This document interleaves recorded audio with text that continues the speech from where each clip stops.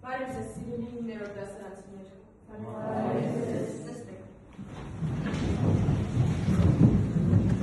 Սիրելի աշակերտներ, այսօրվա մեր դասի թեման Սայաթնովայի կյանքը և ստեղծագործությունն է։ Դասի նպատակն է, որպեսզի դուք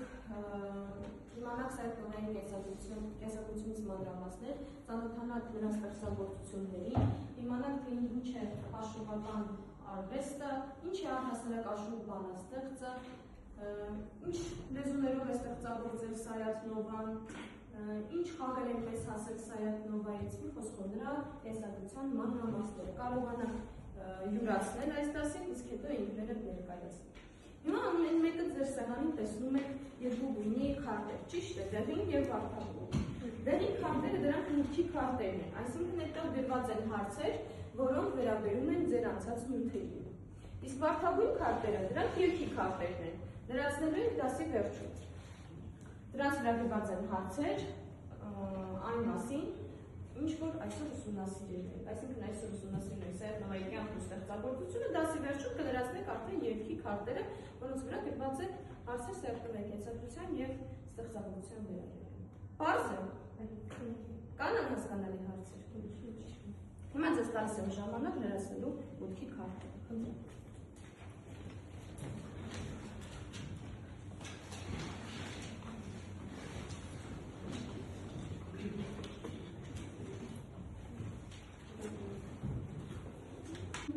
Ձեր ժամանակն ավարտվեց, սիրելի աշակերտներ, տեսնենք, թե դուք ինչ եք պատասխանել դեղին թղթիկի վրա գրված հարցին։ Ստեփան, կարդա տեսնեմ։ Ինչ թեմաներով են գրվել հայրենները։ Հայրենները գրվել են սիրային և պանդխտության թեման։ Այն ունենք սիրային հայրեններ և պանդխտության հայրեններ։ Մարիա, կարդա։ Ինչու են Գրիգոր Նարեկացուն անվանել Նարեկացի։ Գրիգոր Նարեկացուն անվանել է Նարեկացի, որտեղ միակ գտնել է Նարեկա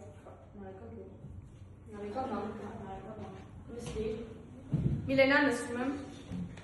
Ինչի ակոսիկոսը կամ ծայրակարգը։ Գրական հնարքի և տեքստերի յուրաքանչյուր տողի սկիզբ տարերից կազմում են վառ կամ արտահայտություն։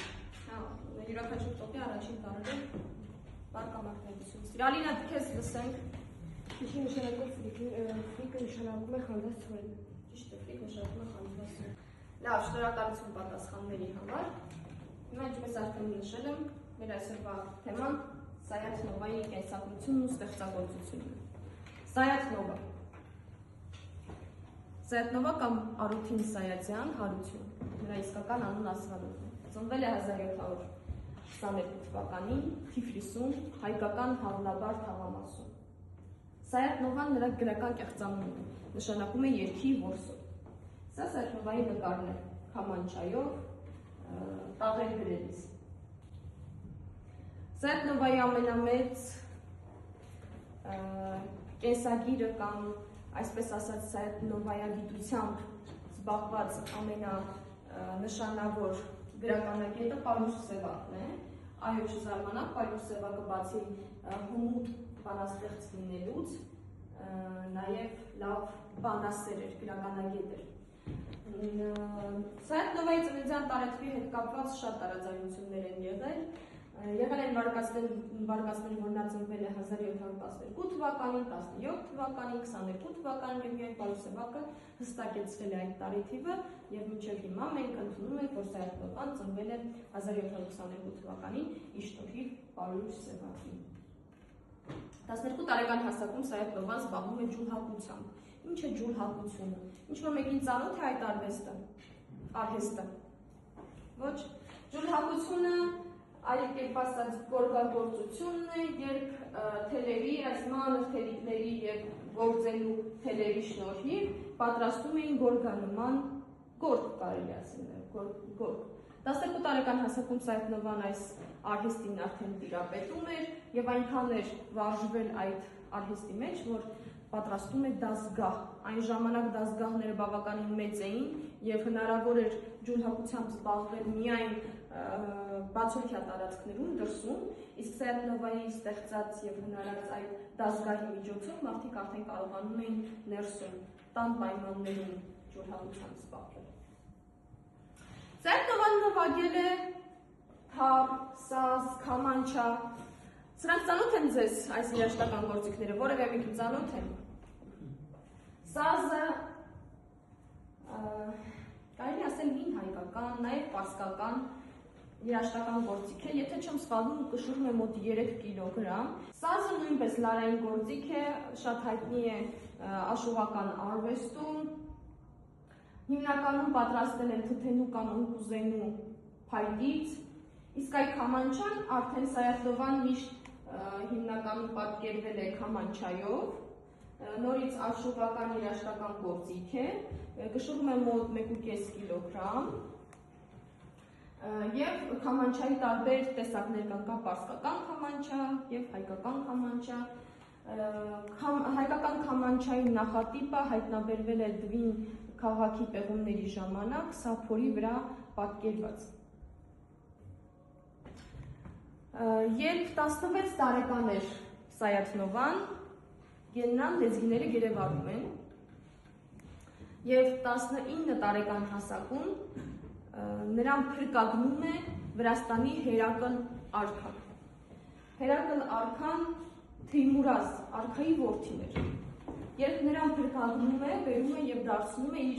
պալատական երգիչ, այսինքն Սայաթ-Նովան երգում էր Հերակլի պալատում, որպես աշխուղ էր աշխատում։ Ուրեմն այնտեղ սիրահարվում է, գրքում պատկերված է իբրև Հերակլ արքան է, այնտեղ սիրահարվում է Հերակլի քրոջը, Աննային, Սայաթ-Նովան, և Սայաթ-Նովայի ստեղծագործությունների խաղերի, սիրային խաղերի մեծ մասը նվիրված են Աննային հենց։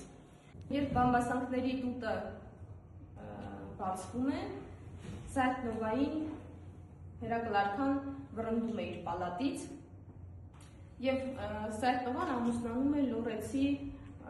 մի կնոջ հետ, նրանից ունենում է 4 զավակ, իսկ կնոջ մահից հետո արդեն գնում է Սուրբ Գևորգ եկեղեցուն և անցնում է ծառայության։ Մարմար անունով մի աղջկա հետ է ամուսնանում։ Սա Սայաթ-Նովայի գերեզմանն է, որը գտնվում է Սուրբ Գևորգ եկեղեցու բակում։ Որևէ մեկը եղել է Սուրբ Գևորգ եկեղեցու։ Տեսել եք Սայաթ-Նովայի գերեզմանը։ Սայաթ-Նովայի գերեզմանի հետ կապված հիմա մի հետաքրքիր դեպք պատմեմ։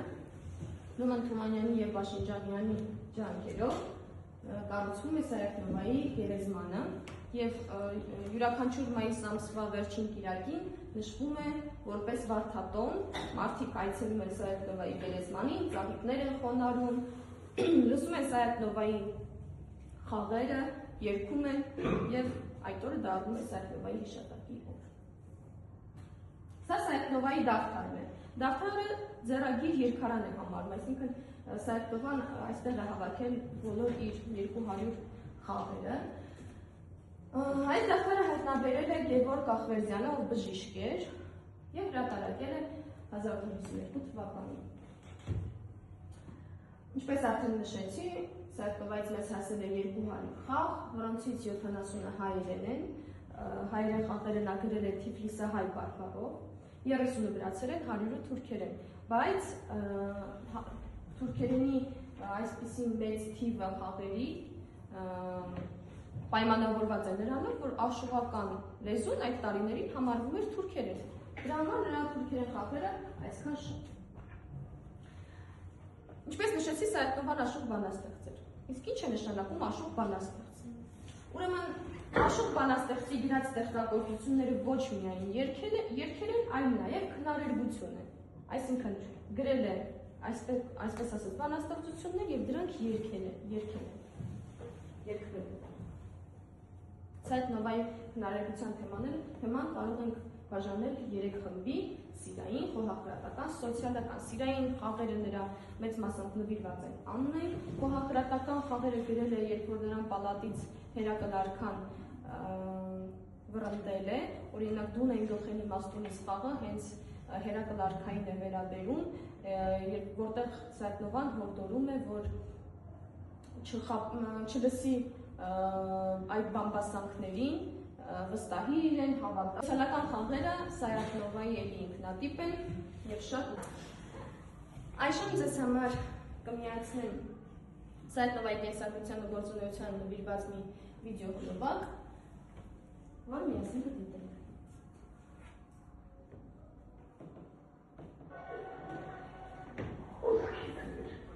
Սայատնովան եք համանչակ, ձերքին համանչայ։ Հավի իրչի, տովերո մորացիկիս։ Ներովեք։ Էստեսի կոզալին, ես մերք համարեցի, իմ հորինած կալխանգերով գողապանել, այդ պաճարով ձեր նիզամում դիմեցի։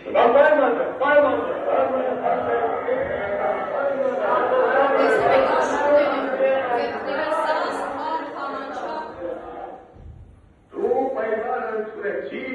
ու ինքներ խացեցիր, այժմ հերթը բոզ է ինտասան։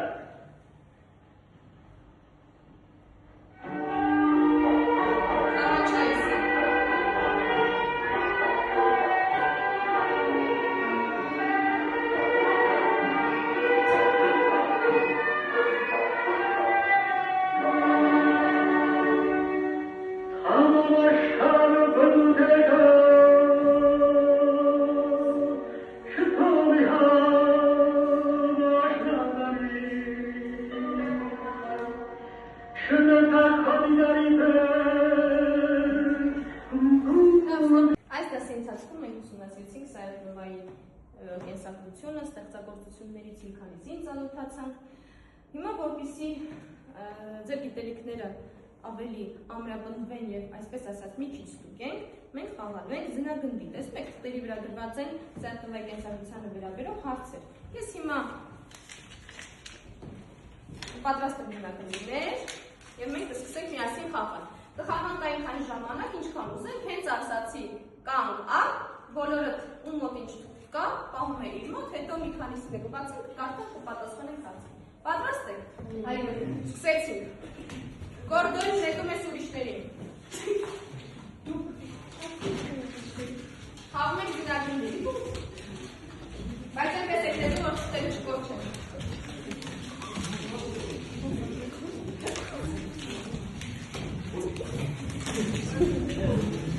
Մերը որոնք ետնին են կարող են։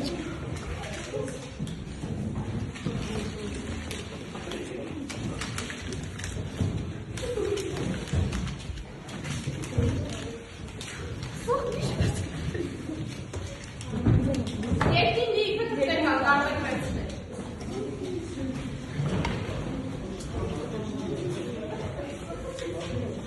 Նա, բան գար։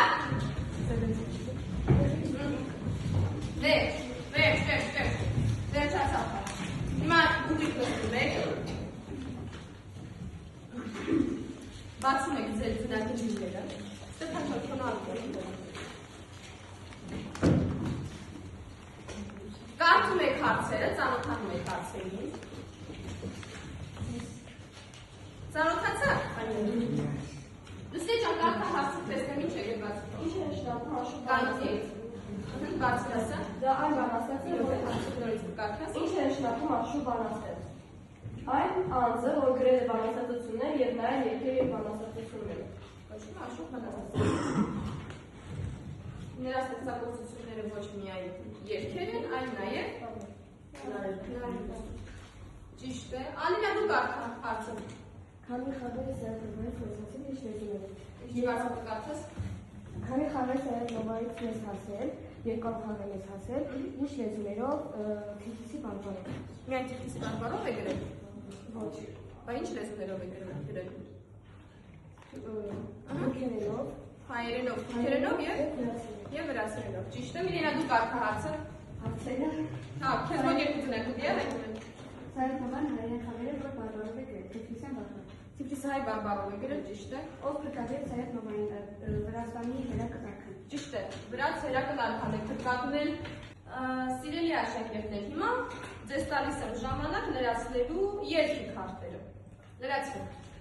Լավ, սիրելի աշակերտներ, արդեն ձեր ժամանակը լրացավ, դուք պետք է ձեր երկի քարտերը լրացրած լինեիք։ Ուզում եմ լսել մի քանիսի, ով կուզի պատասխանել։ Աս Աջունետա ջան, ինչ ես ասել։ Ինչ է նշանակում Սայատնովա։ Սայատնովա նշանակում է երկի որսորդ։ Ճիշտ է, Սայատնովա նշանակում է երկի որսորդ։ Էվելինա։ Քանի տարի մեզ հասել է 200 տաղ։ Մեզ հասել է 200։ Հիմա ինձ հետաքրքիր է սիրելի 9-րդ դասարանցիներ։ Այ օրինակ դուք ձեզ։ Ինչպես կգնահատեք։ Ասպիկ ջան, օրինակ կանգիր։ Դու քեզ ինչպես կգնահատես։ Կարծում եմ դասը կարող է ավելի ակտիվորեն դրսևորել, բայց դասը շատ լավ է մնացել եւ շատ նոր բաներ է իմացել սայթովայի մասին։ Իսկ նախապես ինչ որ գիտելիքներ ունեիր սայթովայի վերաբերյալ, երբևէ դրա անունը լսել էիր։ Լսել էի, բայց այս մասին ավելի մանրամասն լսել։ Լավ, շնորհակալություն։ Սամվել, դու ինչ կասես։ Ինչպես ես քեզ գնահատում։ Ես այդքան ակտիվ չեղա, բայց տանը ավելի լավ ուսումնասիրեցի։ Արդեն ակտիվ չկար, բայց տանը ավելի լավ ուսումնասիրես, լավ, շնորհակալություն։ Միլինա, այս օրինակ դու քեզ ինչպես կգնահատես։ Շատ լավ, քանի որ ես սայթովայի դասը շուտվանից եմ ուսումնասիրել։ Բաղուց ես ուսումնասիրել։ Ուսումնասիրել, ու այս մասին ավելի յուրասիրեցի մտքեր։ Խորացիր քուզալիստները։ Լավ, շնորհակալություն լստի։ Մեր դասը մոտենում է դրամաբանական ավարտին։ Համաձայն եմ ձեզ հետ կարող եք ավելի ակտիվ մասնակցել դասին, բայց հուսով եմ, որ դասը ձեզ համար հետաքրքիր եւ ուսուցողական է։ Շնորհակալություն։